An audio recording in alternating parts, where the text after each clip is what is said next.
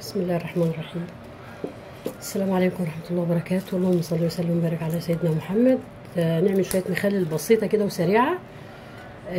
ورق لوري، وادي ليمون متقطع حتت صغيرة خالص، وادي شطة حراقة على باردة خضرة،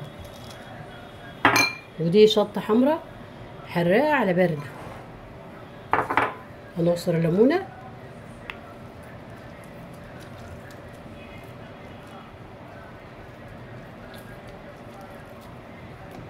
هنحط نص كوباية خل،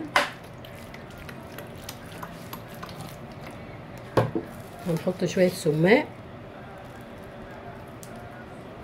هنحط شوية بابريكا، وشوية زيت،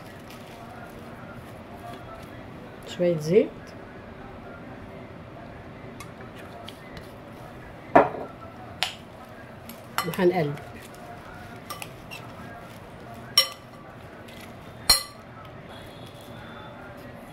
شوية كمون، شوية ملح حسب الرغبة. تقلب، وادي البرطمان هنفضي فيه،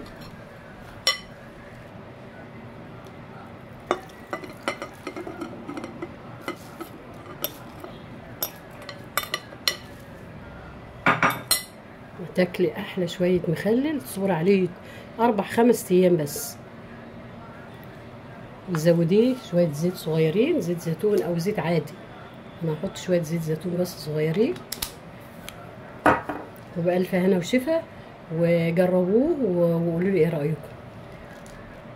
متنسونيش بقى من الاشتراك والكومنتات بتاعتكم الحلوه، وانتم منين.